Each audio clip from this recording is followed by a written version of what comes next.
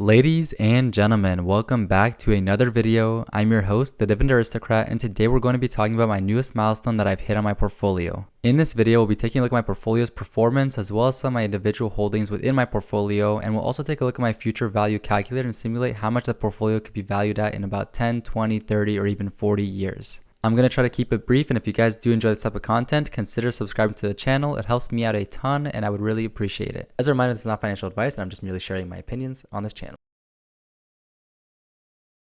So taking a look at my portfolio dashboard, we can see that in total I've invested $30,000 into the portfolio, and my current value sits at $45,240.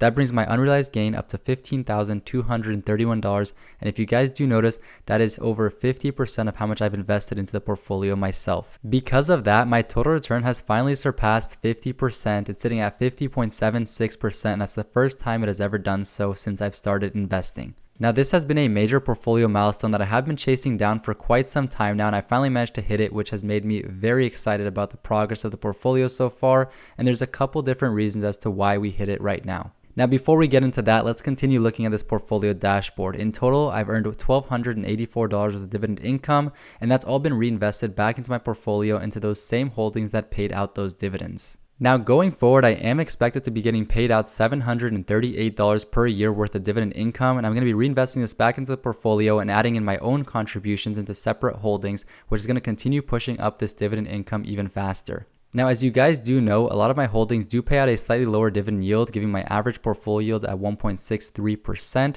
but a lot of them have pretty good dividend growth rates, so over time, my actual dividend being paid out in a monetary term is going to increase pretty quickly. In terms of yield on cost, my yield on cost is at 2.46%, and that's because my price appreciation for my holdings has outpaced the dividend increases. Now, the past couple of days have been crazy. I'm recording this video, of course, after the election results have been brought out, and because of that, my portfolio has increased substantially because there's been a pretty strong rally in the market. Now, in terms of my cash position, I am sitting at $10,980, which is much higher than what I want it to be right now. I was holding some money on the side looking for good opportunities, but right now I'm ready to deploy this cash. So if I see any good opportunities in December and November, I'll be adding in pretty substantially to my positions. In total, I have 22 different holdings, and I cut down 2 of my holdings pretty recently, and I'm looking to cut down maybe 1 or 2 other holdings as we go forward into the next year. Now, if you guys do have any suggestions as to which companies I should add to my watch list or make a video on, definitely let me know down below, and I'll try to make a video on them on the future, or at least add them to my watch list and see if I want to purchase them into my portfolio myself. Now, if we look down here in the bottom left of my portfolio dashboard, we can see my yearly dividend history graph, and it just shows that my yearly dividend income has been increasing pretty quickly over time. Moving to the right, we can see my monthly dividend history graph, which shows a very similar picture, but quite a bit more sporadic. That's because a large position of my portfolio is spread between both VOO and SCHD, and when they pay a dividend, it's substantially higher than my other months.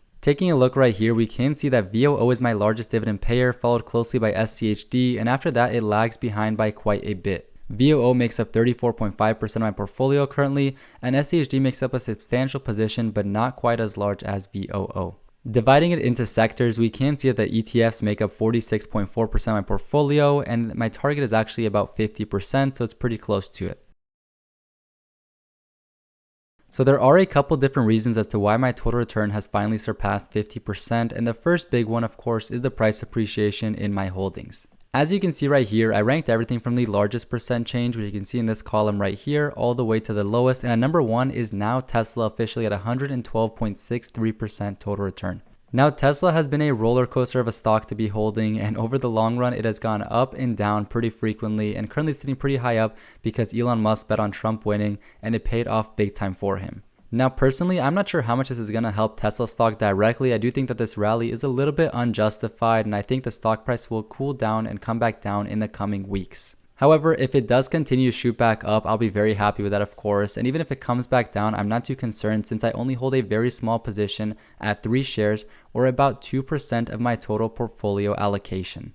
Now, below that, we have Amazon at over 100% total return. Jeff Bezos has been selling stock every time Amazon has surpassed $200 per share, but it seems that finally Amazon has been able to break that barrier, and it's been soaring ever since. Now, after that, we have Microsoft at 85.36% total return, which is also very strong performance, but at some point a couple months ago, it was over 100% total return in my portfolio, and I did make a video on this position when that happened, and I'll post it right up here.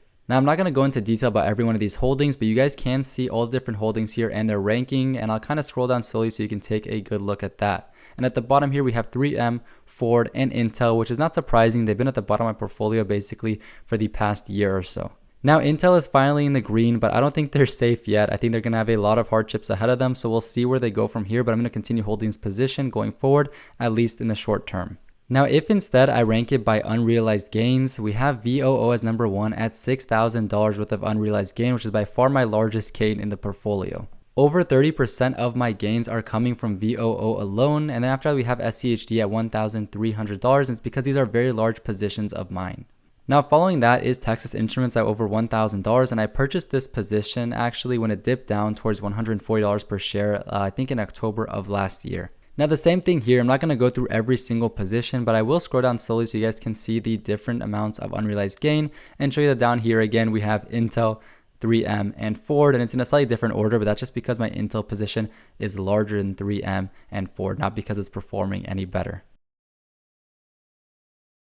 Now, I'm just going to show you guys my Tesla purchases before we go into Google Finance and take a look at its performance, because I think it's quite misleading if you just look at its general performance.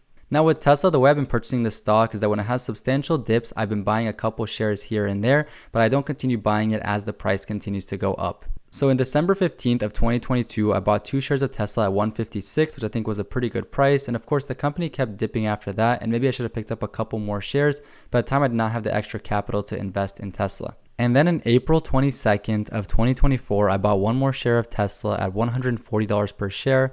And I don't like to make this a big position because I think Tesla is quite a speculative play, not because I'm worried about its future performance necessarily, but because I think it trades at very high valuations.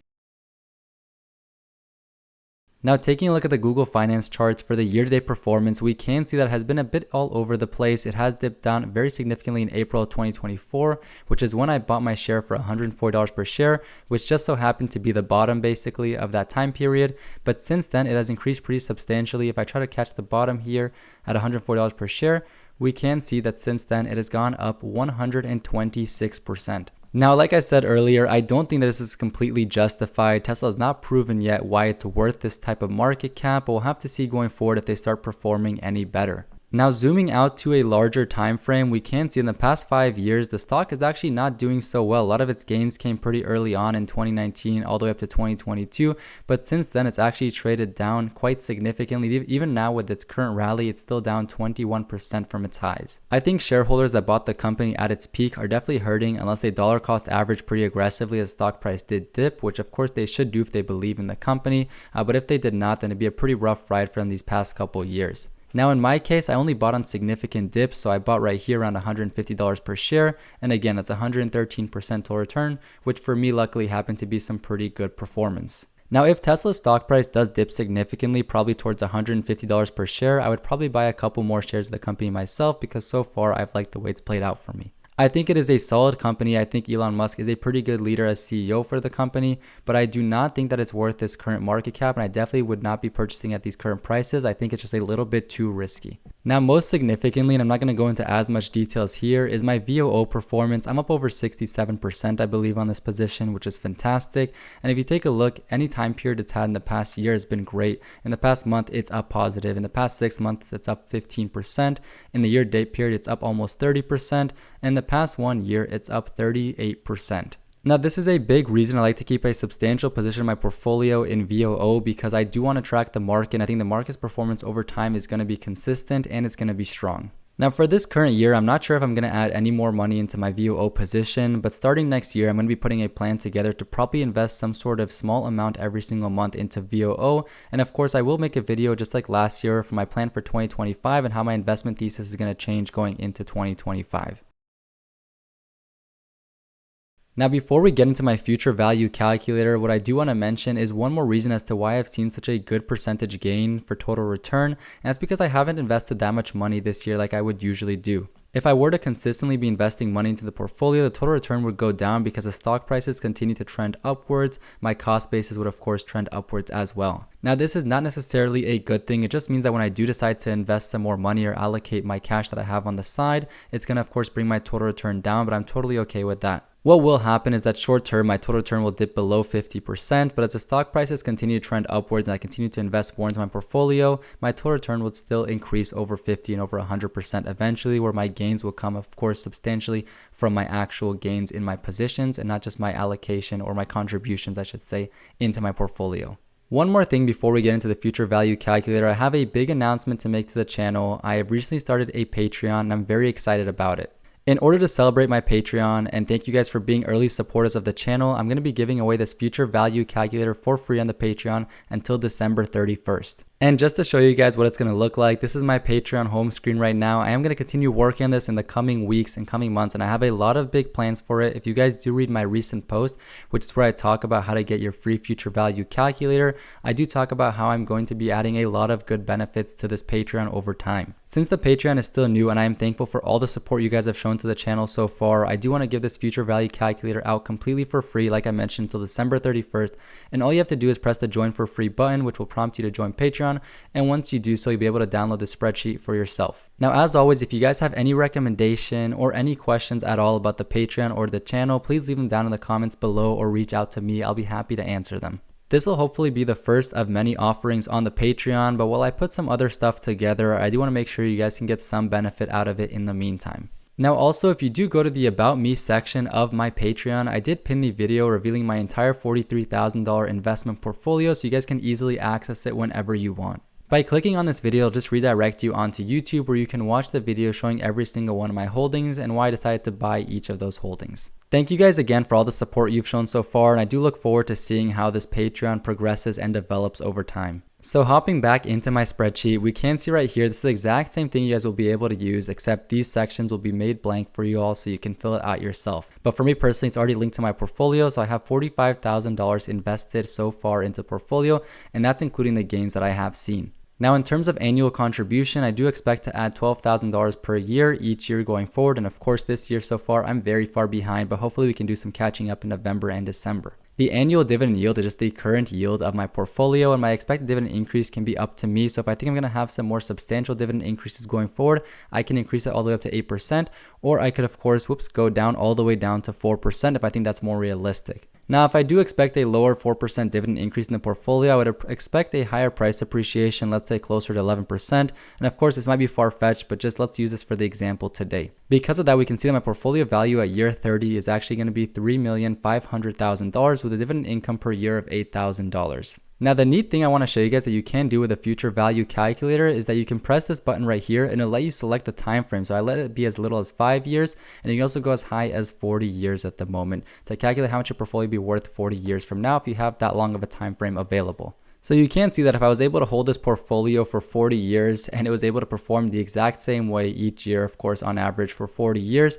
we'd have a total return of over 1,900%, and my portfolio value year 40 would be over $10 million per year. Now, this does take a lot of assumptions into play, but it can give us a rough estimate of what we could expect if we saw perfect conditions in our portfolio. If you want it to be more conservative, you could always go back and adjust the expected price appreciation down, for example, to 7%. You can see how drastically that could affect your future portfolio value. As always, that does bring us to the end of today's video. I really hope you guys did enjoy today's video and found some use out of taking a look at my portfolio and my current total return for my portfolio. Now, as a reminder, don't forget to join the Patreon and get your free future value calculator. I'll leave the link down below in the description. Now, if you did make it this far into the video and haven't already, comment down below what your total return for your portfolio is right now. I would love to see how we're all performing so far in 2024. If you haven't yet watched my last video where I talk about my dividend income for the month of October, check out this video right here. And if instead you want to see my Visa versus MasterCard stock analysis, check out this video right here. Remember, the best time to invest was 10 years ago. The second best time is today. I want to thank every single one of you guys for watching the videos and supporting the channel, and I will see you next week.